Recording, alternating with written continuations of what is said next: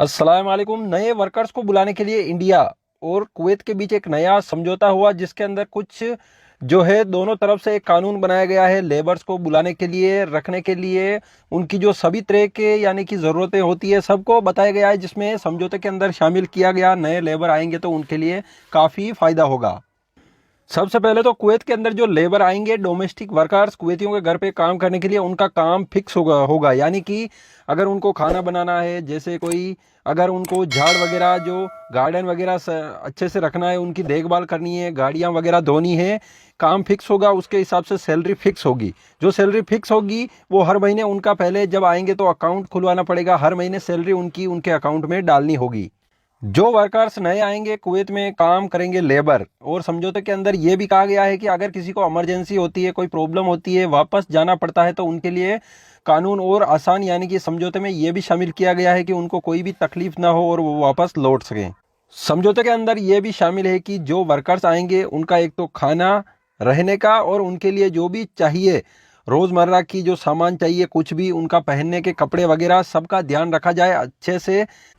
जो भी लोग अगर लेबर कुवैत में आते हैं, रहते हैं, अगर किसी को कुछ चोट वगैरह लग जाती है तो उसका जो जो भी बिल बनेगा, खर्च आएगा, वो स्पॉन्सर को खर्च करना होगा। अगर मान लो किसी की मौत हो जाती है तो अगर जैसे कि 1-2 तारीख को ही मौत हो गई तो उसका पूरा महीने का पेमेंट भी देना होगा, और उसका जो बॉडी होगा उसको वापस उसकी कंट्री में भेजने का, जो है इंडिया भेजने का, ये सब कुछ शामिल है उसमें समझौते के अंदर, ऐसा लिखा गया है। अगर कुछ बड़ा मामला होता है, जैसे कि कोई स्पॉन्सर और जो वर्कर्स है उसमें कोई तालमेल नहीं बैठता है, दूसरी जगह इकामा लगाना चाहता है या वापस इंडिया लौटना चाहता है, तो उसके लिए भी